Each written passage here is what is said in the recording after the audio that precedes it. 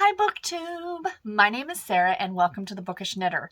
Today I am coming to you with my weekly TBR. This is for week number 19 and it is May the 7th through May the 13th. So last week was a bit of a dud in terms of reading through the TBR that I had put together. I think I will have finished 3 books and 1 I DNF'd. So, you know what? 3 or 4 books is not horrible. I picked 7 in total, but again, it just gives me some variety. So yeah. But anyway, I of course want to share with you the books that I do have on my TBR for this coming week. So if you are new to my channel, first of all, welcome. Thank you so much for joining. And second of all, for these 7 books, I do have very specific criteria.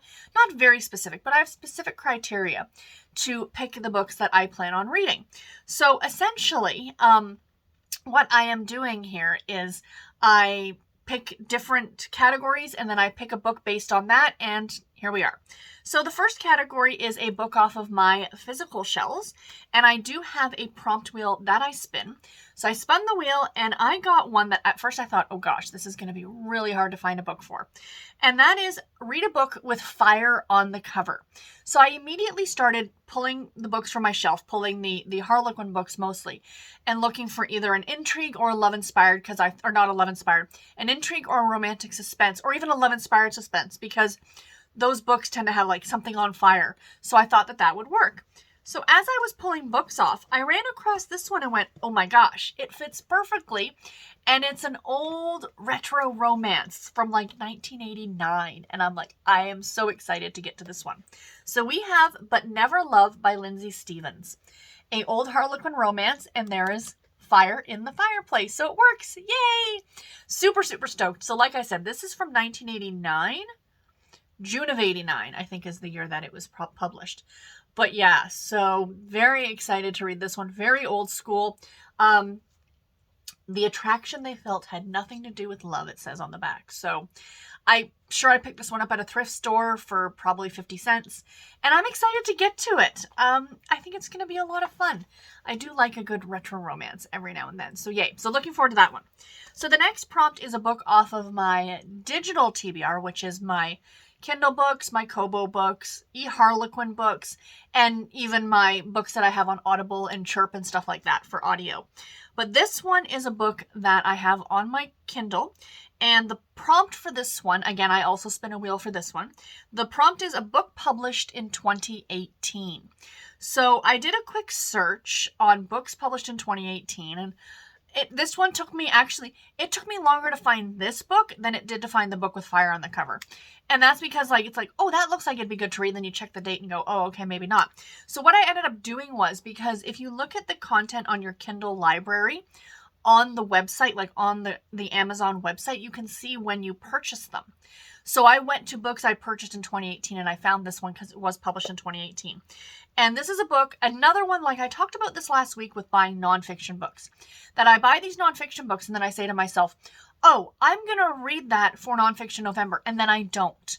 So I'm just going to try and read these books now. So this is one that I had bought quite some time ago. I had planned on reading it in October of that year. Did not. And then every October I think to myself, I should really read that book, and I never get to it. So you know what? Hopefully we're going to get to it now. And the book is The Witch of Willow Hall by Hester Fox. So I have read Hester Fox before. I read The Orphan of Cemetery Hill, which was really good. I enjoyed that one a lot. I have a number of her books actually, and I am very, very much looking forward to this one. I did start reading this one at one point years ago, I think when I bought it, and there's a pretty brutal scene at the very beginning involving the death of a small animal. Not by natural causes, let's just say that. So I know it's going to be there now when I start the book again, so I'm kind of prepared for it. But I do definitely want to go ahead and read this one, and hopefully I will get to it. So the next prompt that I have is a book that is the next in a series book. So I went, again, as I always say, through my list of series, and I did a random number generator, and I got a Harlequin desire novel. And this is Savannah Secrets by Reese, which is the first book in the Bourbon Brothers series. So I have read a later book in this series, so I'm now going to jump back and read the first book in the series and go from there. So yeah, I love Reese Ryan's writing. This is an older book. I am very much looking forward to getting to it. This series is really great. It takes place, I can't remember where it takes place. Bourbon? I'm thinking like where they make bourbon, Kentucky, the South, somewhere. I don't know. Savannah, that's Georgia, right? Yeah, that makes sense. Guys, I'm still drinking my coffee this morning. Don't judge me, okay? My assumption is, unless our main character's name is Savannah, I will report back. Sorry for shaking the camera. I will report back once I've read the book. The next one is a library pick. So I do have my stack of library books just over here. So I did a random pick from those books, and I will be diving into a beach read, I think. And that is That Summer by Jennifer Weiner. I am really looking forward to this one. No idea what it's about. I believe it is, true to Jennifer Weiner's writing, this is probably a women's fiction novel. From the New York Times bestselling author of Big Summer comes another timely and delicious, twisty novel of intrigue, secrets, and the transformative, again, I need coffee, power of female friendship. So if you're a fan of Mary Kay Andrews, you would be a fan of Jennifer Weiner, or vice versa. They sound like it's that typical beach read. You know what I mean? That right? So yeah, I'm looking forward to this one. I think it's going to be a lot of fun. Next one is my book for middle grade May. And I did go to the library this week, so this is a sneak peek for my Sunday video, because I am going to show the books that I picked up at the library. So I went in to pick up this one book specifically. Of course, you can't just go and pick up one book at the library. That's like eating one potato chip, as somebody said to me on Discord. So I picked up this one, and I grabbed a couple others that I'm also going to try and get to for middle grade May. But this one is now the unofficial buddy read. There are so many of us reading this book because in a live show, I think it was on Monday, somebody mentioned they were reading this, and we're all like, ooh, and we search it and like, oh my God, it sounds so good. So I am really, really excited about this one, and it is Ghostlight by Kenneth Oppel. So this is a middle grade spooky story, and I have to just read the little beginning part of it for you guys to understand why I wanted to read this book. Rebecca Strand and her father fell to their deaths from the top of the Gibraltar Point Lighthouse in 1839. Just how they fell, or were they pushed, remains a mystery, and their ghosts haunt the lighthouse to this day. Gabe tells this story every day when he gives the ghost tour on Toronto Island. Ding, ding, ding, ding, ding. This book takes place in Toronto, my hometown. So excited. He tries to make it scary enough to satisfy the tourists, but he doesn't actually believe in ghosts until he finds himself face to face with Rebecca Strand. So it's a ghost story, and it takes place on Toronto Island, Center Island for local Torontonians. But yeah, I'm stoked. I can't wait. The author is Canadian, which is absolutely fantastic. I love the fact it's listed as a horror book. So funny quick story. So I'm at the library, and I was walking around through not the young kids books, but like the middle grade type books, the young reader books. And I had this kind of in my arm like this, right? And this little girl comes up beside me. She could have been more than 8 or so. She says, "Excuse me," in this tiny little voice. And I said, "Yes." And she says, "Are you borrowing that book?" And she kind of points to this one. And I said, "Yes." "I read it," she says. "It was really good." I'm like, "Thank you for the recommendation." She was charming, absolutely charmingly delightful. So yeah. And her mom was funny, and she said something like, "Oh, about talking to strangers." And the little girl says, "But she has a book." And I thought, yeah, that's exactly how I'd be kidnapped as well. Like the back of a van filled with books. So anyway, it was absolutely delightful. So the next one is my Harlequin new release. So this is a Harlequin book that has been published in the month of May of 2023, because we are in May.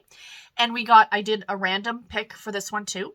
And we got a special edition novel. These are some of my favorites. You guys know I love the special edition books. And this is Lightning Strikes Twice by Elizabeth Hrib. And this is a standalone novel, not part of a series, but I love the cover. With the whole fact lightning strikes twice, the two of them kind of standing in this like cornfield looking thing, I'm getting vibes of the movie Twister, where it doesn't have anything to do with tornadoes, but I'm getting that vibe looking at the cover. So I have no idea what this book is about. I just am very excited about it.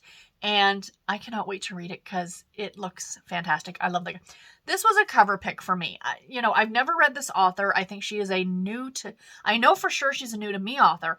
I don't know. This might even be her debut book. I'm not sure. But yeah, I am looking forward to getting to it. And last but not least, of course, is my throwback book, which is the book that, book that I read in my childhood, Nancy Drew, Sweet Valley, Babysitter's Club. And this week we are getting another Babysitter's Club book, and it is a Babysitter's Club mystery story. And we have Dawn and the Halloween Mystery by N.M. Merton. This is book number 17 in the Babysitter's Club mystery series. So these do go chronologically. I am reading them in chronological order from publication date. So I know a lot of people who might read through the series would do like the entire original run of the series and then might read like all the mystery books. But I'm slotting the mysteries in where they fit in chronological order. So the book I read 2 weeks ago was Marianne Breaks the Rules, and that one takes place at Halloween. This one also does as well, obviously from the title, but it takes place, I guess, at the same time in Stony Brook or California, like timeline for the Babysitter's Club. So yeah, that's why I'm kind of glad I'm reading them in chronological order as opposed to, not even public. No, so this will be chronological / publication order. Instead of reading, like I said, all the original run, then all the mysteries, then all the whatever. I'm glad I'm slotting them in where they fit because it makes more sense timeline-wise. And that's just my opinion. And I did find this original list online. If I can find that list again, I think it was a blog post, I will post it below for those of you who are also interested in rereading through the Babysitter's Club in chronological order. I'll leave that listed below. So anyway, guys, that is it for my video today. I do hope that you enjoyed it. Let me know in the comments below, A, have you read any of these books and what did you think about them? Or B, what are your reading plans for the week to come? As I always mention, I do post the 2 prompts over on my Discord. So those of you who want to participate as well and perhaps pick 1 or 2 books to fit the prompts that I picked, the Read a Book with Fire on the cover or read a book published in 2018, I encourage you to join me in this. It's just a fun way to kind of pick a book that we might have on our physical or digital shelves or whatever the case may be, and get one of those books read that may have been sitting there for quite some time. So yeah, anyway guys, that is it. Until my next video, take care and happy reading. Thank you all so much for watching. Bye guys.